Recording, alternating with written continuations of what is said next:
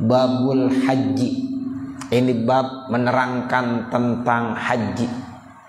Ya, jadi haji ya ini merupakan salah satu rukun Islam yang 5. Setelah kita melaksanakan puasa, maka ada lagi kewajiban yang lainnya, yaitu terkait tentang haji. Qala Allah Ta'ala, Allah Subhanahu wa Ta'ala berfirman, walillahi 'alan nasi hijjul baiti man istata'a ilaihi sabila.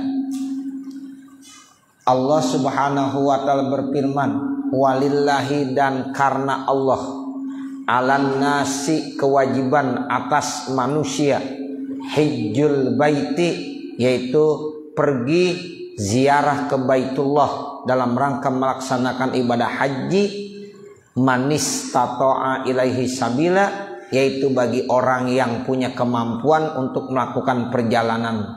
Ya, jadi artinya ibadah haji ini hukumnya wajib, tapi tidak semua manusia, hanya tertentu. Bagi orang-orang yang istita'ah, bagi orang-orang yang punya kemampuan untuk melaksanakan ibadah haji. Nah, ini yang dikatakan dalilnya, walillahi 'alan nasi hijjul baiti man istata'a ilaihi sabila. Jadi artinya ibadah haji itu hukumnya wajib, ya, karena Allah semata. Tapi enggak semua manusia yang melaksanakan ibadah haji itu, hanya orang-orang yang punya istita'ah. Ya, nanti dijelaskan bagi siapa aja yang ya termasuk kewajiban. Ya, orang yang memiliki istita'ah itu dilihat dari beberapa aspek, dari beberapa segi. Nah, bagi orang-orang yang sudah punya kemampuan istita'ah, maka bagi dia wajib melaksanakan ibadah haji. Manakala dia tidak melaksanakannya, maka termasuk berdosa. Tapi bagi yang nggak mampu, udah sempurna Islamnya. Ya, jadi kan rukun Islam itu ada 5. Nah, mestinya ya kita harus penuhi satu persatu dari yang pertama sampai yang kelima. Tapi terkait tentang ibadah haji yang merupakan rukun Islam yang kelima, itu tidak semuanya harus melaksanakan haji, tetapi hanya orang-orang tertentu saja yang disebut dengan manis tato'a ilaihi sabila, yaitu orang-orang yang memang ya punya kemampuan. Di sini pengarang kitab menjelaskan biwujdaniz zandi. Salah satunya ada ongkosnya, ada zan. Ya, jadi salah satu cara orang itu dibilang istitoah adanya zan, adanya ongkos yang kita kenal dengan ONH, ongkos naik haji. Makanya tiap tahun naik terus karena memang ongkos naik haji. Ya, enggak pernah turun. Jadi naik. Tahun lagi naik lagi, naik lagi. Namanya ongkos naik haji. Jadi naik terus makanya. Makanya ganti namanya, jangan ongkos naik haji, ya. Ya, supaya tidak naik terus, ya. Nah, seperti itu. Jadi ini biwujdaniz zan. Jadi adanya ya zan, ada ongkos, biaya. Ya, sehingga kita harus ya punya biaya untuk ke sana. PP-nya ya, perginya ada, pulangnya ada, yang ditinggalkan juga ada. Ya, kalau kita ninggalin ya siapa misal anak kita, nah itu anak yang di rumah juga ada ya ongkos yang kita tinggalkan. Ya, dari mulai kita berangkat sampai kita pulang lagi. Itu namanya biwujdaniz. Warrohilati, dan ada kendaraan lagi. Kendaraannya ada, pesawatnya ada. Ya, kalau sekarang kan kita pakai pesawat, otomatis udah ONH itu udah naik pesawat, udah termasuk. Ya, udah segalanya semuanya udah terima. Itu namanya rohilah. Nah, kalau kemarin beberapa tahun kita nggak berangkat haji walaupun udah siap, nah itu namanya belum ada kewajiban juga termasuk. Ya, karena memang ya ada kondisi ya seperti ada wabah penyakit. Nah, itu termasuk ketidakmampuan juga, enggak istitoah. Ya, misalnya ongkosnya udah ada. Ya tapi ya saat itu ada pandemi. Nah akhirnya itu pun menyebabkan tidak berangkat haji. Ya, orang kalau kagak berangkat haji karena pandemi dosa enggak dosa. Ya dia termasuk tidak berdosa. Seandainya tahun itu dia meninggal dunia bulan berangkat haji, nah tetap pahalanya udah dicatat sama Allah Subhanahu wa taala. Fadilan andainin, udah ya apa kelebihan daripada bayar utang. Jadi artinya kalau dia punya utang-utangnya dibayarin semuanya. Jangan sebaliknya, mau pergi haji ngutang. Salah.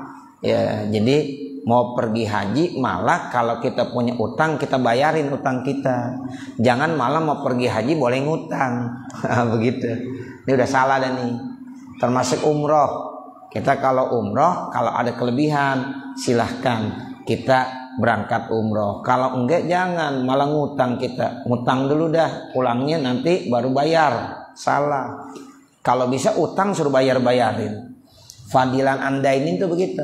Jadi kita punya ongkos untuk naik haji, nah juga punya ongkos untuk ya bayar hutang, begitu. Kalau nabung boleh nabung, udah kumpul baru berangkat. Kalau boleh minjem, jangan. Saya minjem dulu Ustaz, ya nanti berangkat haji ya pulang atau berangkat umroh pulang baru bayar utang pinjamannya, enggak boleh. Ya, jadi iya, talangan kan ngutang juga namanya. Talangan tuh ngutang, cuma istilahnya doang cakep talangan, dana talangan. Ya, yang menyebang cakep aja deh bahasanya, ya. Gitu. Jadi jangan kita dikasih dana talangan boleh, tapi lunasin dulu. Tak udah lunas baru berangkat. Gitu. Kalau belum lunas jangan berangkat dulu karena kita masih dain, masih punya utang, masih punya tanggungan. Jadi belum mampu berarti kita. Nah seperti itu. Tapi pihak bank sekarang begitu sih emang Bapak Saudara. Selalu datengin ke kita terus. Mau berangkat umroh udah gampang udah. Yang penting berangkat aja dulu. Nah begitu. Udah gampang aja dia bilangnya. Ya gampang udah. Nanti kalau meninggal udah nggak usah urusin meninggal. Nggak usah ngurusin meninggal. Udah. Nah, seperti itu. Padahal ya yang namanya kita utang kan mesti bayar. Nah begitu. Jangan sampai kita pulang ya terus kita meninggal punya utang. Ya itu jangan sampai terjadi. Wa mu'anin man yamunuhu, begitu juga orang-orang yang ditanggung ongkosnya, kebutuhannya. Kita misalnya punya anak. Nah itu termasuk kita pikirin.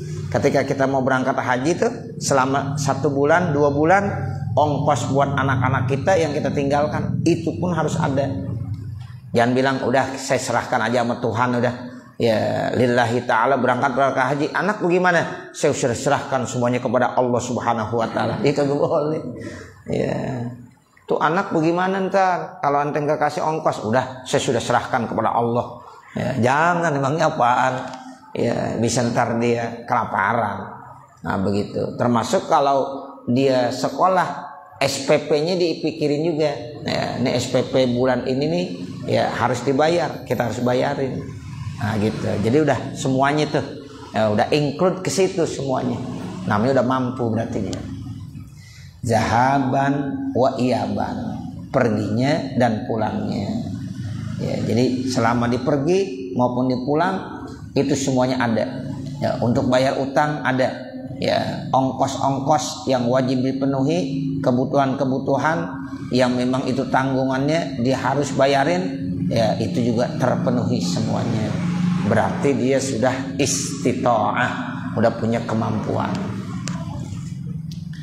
Wa akhraja Syaikhani an Abi Hurairah qala, kemudian telah meriwayatkan Imam Bukhari dan Imam Muslim yang datangnya dari Abi Hurairah, beliau berkata, qala Rasulullah sallallahu alaihi wasallam, Rasulullah sallallahu alaihi wasallam bersabda, ayyuhan nas, wahai segenap manusia. Nah ini kita semuanya dipanggil sama Rasulullah. Ayyuhan nas, wahai segenap manusia.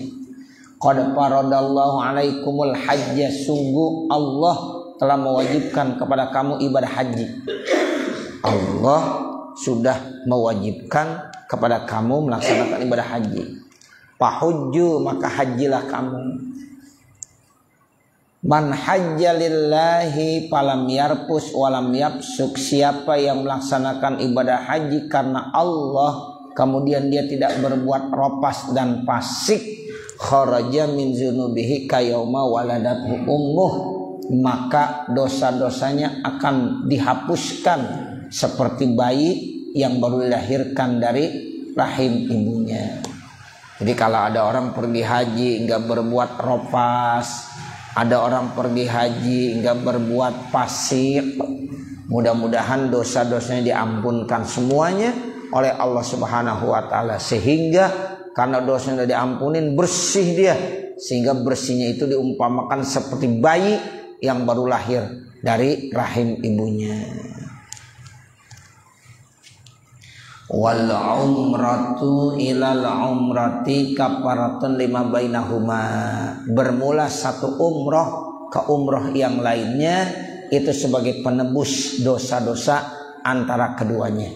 Nah ini dalil bahwa menyatakan umroh jangan sekali, kalau bisa umroh buat berulang-ulang. Kalau kebetulan kita punya kesempatan ada di kota Mekah cukup lama, itu jangan umroh hanya sekali, tetapi al umroh tu ilal umroh, berarti umrohnya berulang-ulang. Habis umroh mungkin besok umroh lagi, lusanya umroh lagi, terus begitu. Itu yang dimaksud dari satu umroh ke umroh yang lain, sebagai pembebasan daripada api neraka, dari dosa-dosa. Itu namanya kafaratun lima bainahuma. Jadi satu umroh ke umroh yang lainnya itu sebagai penebus dosa-dosa antara keduanya. Wal hajjul mabruru, bermula haji mabrur, laisa lahu jazaun ilal jannata, tidak berhak bagi orang tersebut mendapatkan ganjaran kecuali sorga. Jadi yang paling cakep ganjarannya haji mabrur apa? Sorga. Yang lain-lain kalah semuanya. Ya walaupun yang disebut orang yang masuk ke dalam surga itu istimewa banget, sehingga haji mabrur balasannya itu banyak sekali, tapi ada yang terbaik yaitu surga dari Allah Subhanahu wa taala. Wa Abu Na'im an Abdullah bin Mas'ud, kemudian ada hadis riwayat Imam Abu Na'im dari Abdullah bin Mas'ud, man jaa, siapa yang datang hajan dalam keadaan ibadah haji, yuridu bihi, yang ia inginkannya wajh Allah, semata karena Allah, qad ghafarallahu, maka sungguh Allah telah mengampunkan lahu bagi orang tersebut ma taqaddama min zanbihi, dosa-dosa yang telah terdahulu, wa matakhir, wa syaffa'a, dan Allah akan memberikan syafaat fiman pada orang-orang da'a lahu, yang sudah berdoa buatnya. Itu begitu. Jadi orang-orang yang sudah melaksanakan ibadah haji semata karena Allah itu diampunkan dosa-dosanya semuanya. Bahkan Allah nanti akan memberikan syafaat pada orang tersebut. Wa Ahmadu wa Ibnu Muni' wa Abu Ya'la an Jabir bin Abdullah. Kemudian ada hadis dari Imam Ahmad, Imam Ibnu Muni', Imam Abu Ya'la yang datangnya dari Jabir bin Abdullah.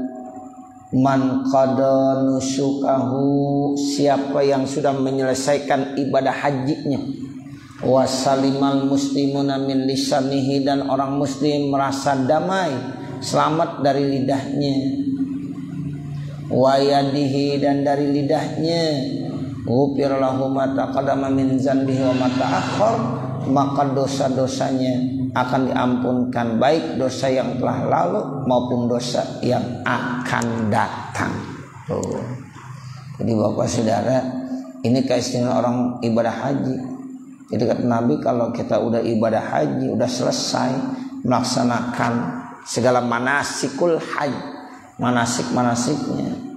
Ya, kemudian begitu juga kita udah memberikan keselamatan. Ini mulut kita nggak pernah ganggu orang lain, tangan kita juga sama, nggak pernah mengganggu orang lain. Ya, jadi orang lain nggak pernah merasa terganggu gara-gara lidah kita. Orang lain nggak terasa ganggu gara-gara tangan kita. Nah, ini termasuk orang yang baik dah. Nah, itu bagaimana? Ya, ghufirallahu ma taqaddama min dzambi wa ma ta'akhkhar, maka Allah akan ampunkan segala dosa-dosa yang baik yang sudah terdahulu maupun yang sudah lalu. Nah, itu ma taqaddama min dzambihi wa ma ta'akhkhar, seperti itu. Jadi dosa yang telah lalu maupun dosa yang akan datang itu semuanya akan diampunkan oleh Allah Subhanahu wa taala. Wa Tabarani an Abdullah bin Jarad. Kemudian ada hadis dari Imam At-Tabarani dari sahabat Abdullah bin Jarad. Hujju, hajilah kamu. Fa innal hajja, maka haji itu yaghsiluz dzunub, dapat menghapuskan segala dosa-dosa, kama yaghsilul ma ad-daran, sebagaimana air itu bisa membersihkan kotoran-kotoran. Kalau ada kotoran Bapak Saudara, biasanya kan dicuci, dibersihin sama apa? Sama air. Nah, sama dosa. Dosa kita itu dengan kita melaksanakan ibadah haji habis semuanya bersih. Ya, jadi dosa itu akan habis pergi ya dengan sebab kita melaksanakan ibadah haji. Sama seperti kotoran itu bisa habis gara-gara dibersihin pakai air, begitu. Wa Tirmizi wal Baihaqi, kemudian ada hadis riwayat Imam Tirmizi dan Imam Baihaqi an Aliyin radhiyallahu anhu, yang datangnya dari Sayyidina Ali radhiyallahu anhu. Ini hadisnya nih. Man malaka zadan warahilatan, siapa yang memiliki ongkos, warahilatan punya kendaraan, yuballighuhu ila baitillah, yang bisa menyampaikan dia ke Baitullah. Ya, dia punya uang, dia punya ongkos, ada kendaraan yang bisa menyampaikan dirinya ke Baitullah, ke Ka'bah di Mekah. Tapi walam yahujja, namun sayang mereka enggak pergi haji. Ya, mereka enggak melaksanakan haji. Fala alaihi ayyamuta yahudiyan aw nasraniyan, maka tidaklah atas dia kalau meninggal dunia, maka meninggalnya dalam keadaan Yahudi atau meninggalnya dalam keadaan Nasrani. Tuh begitu. Jadi ini ancaman Bapak Saudara. Jadi kalau ada orang punya kemampuan, ongkos punya, duit punya, segalanya dipunya untuk disampaikan dia ke Mekah, pergi haji ke Baitullah, tapi sayang dia tidak melaksanakan ibadah haji. Kesempatan ada, tapi sayang dia tidak pernah pergi haji. Itu bagaimana? Diancam sama Nabi, kalau dia meninggal silahkan pilih, meninggal dalam keadaan Yahudi atau meninggal dalam keadaan Nasrani. Lah dua-duanya gak enak. Meninggal Yahudi na'udzubillah min dzalik, meninggal Nasrani apalagi. Ya, makanya jangan sampai dia menunda-nunda waktu ya untuk tidak melaksanakan ibadah haji.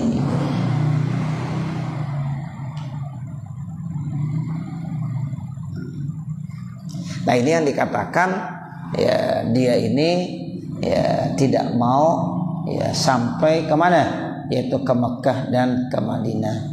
Maka otomatis pilih kalau nanti dia meninggal Yahudian atau Nasranian, meninggal dalam keadaan Yahudi atau dalam keadaan Nasrani.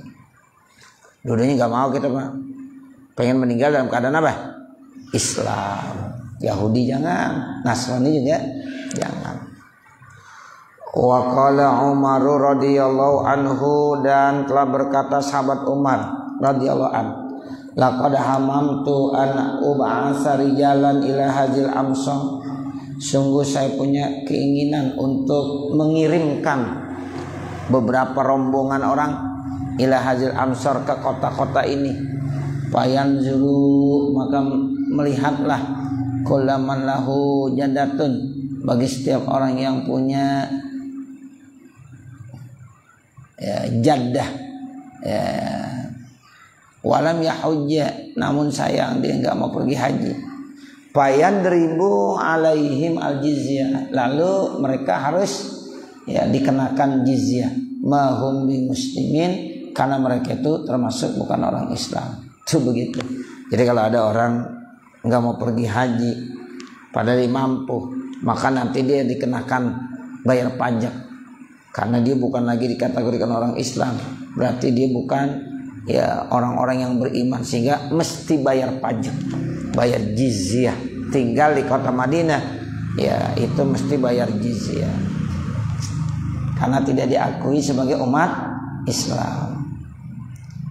Mahum bi muslimin, mereka itu tidak dikatakan orang muslim. Jadi kalau ada orang udah mampu melaksanakan ibadah haji tapi dia tidak mau melaksanakan ibadah haji, maka dikategorikan sebagai orang non muslim, sehingga dia mesti bayar jizyah, bayar pajak.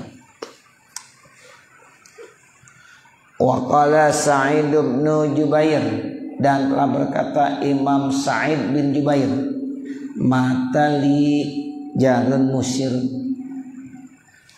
tetangga saya yang kaya meninggal dunia namun dia tidak pernah pergi haji. Falam usolli alai, maka saya tidak sholatkan atasnya. Itu begitu. Jadi ada orang kaya nih meninggal dunia, kagak pergi haji, pas meninggal saya kagak sholatin. Tuh gitu. Emang apa? Karena dia termasuk orang yang punya kewajiban pergi haji tapi nggak mau pergi haji, sehingga diancam kalau mati matinya Yahudi atau mati Nasrani. Nah sehingga pada saat saya punya tetangga, kata Sa'id bin Jubair tuh, dia meninggal dunia padahal dia mampu untuk berangkat haji tapi tidak dia melaksanakan ibadah haji. Nah otomatis pada saat meninggal dunia itu dia meninggalnya bukan dalam keadaan Islam tapi dalam keadaan Yahudi dan Nasrani. Nah itu jadi ngeri. Jangan sampai kalau kita udah punya ongkos naik haji kemudian jangan nggak berangkat. Jadi kalau seandainya dia tidak berangkat, falam usolli alaihi, maka saya tidak mau menyolatkan atasnya. Nah nanti baru wahakal yafi'i, nanti baru wahakal yafi'i. Mudah-mudahan apa yang kita baca ada manfaatnya. Amin ya rabbal alamin. Wa sallallahu ala sayyidina Muhammadin wa ala alihi wa sahbihi wa sallam. Walhamdulillahi rabbil alamin. Al-Fatihah. A'udzu billahi minasyaitonir rajim. Bismillahirrahmanirrahim. Ihdinas siratal mustaqim. Ghairil maghdubi 'alaihim waladdallin. Astaghfirullahaladzim. Bismillahirrahmanirrahim. Alhamdulillahi rabbil alamin. Allahumma salli ala sayyidina Muhammad wa ala ali sayyidina Muhammad. Allahumma inna nas'aluka ridhaka wal jannah wa na'udzubika min sakhatika wan nar. Allahumma shrah lana sudurana wa yassir lana umurana warham amwatana washfi mardana waqdi hawaijana wahtim bisolihati a'malana birahmatika ya arhamar rahimin. Rabbana atina fid dunya hasanah wa fil akhirati hasanah wa qina adzabannar. Wa sallallahu ala sayyidina Muhammad wa ala alihi wasallam. Walhamdulillahi rabbil alamin. Wassalamualaikum warahmatullahi wabarakatuh.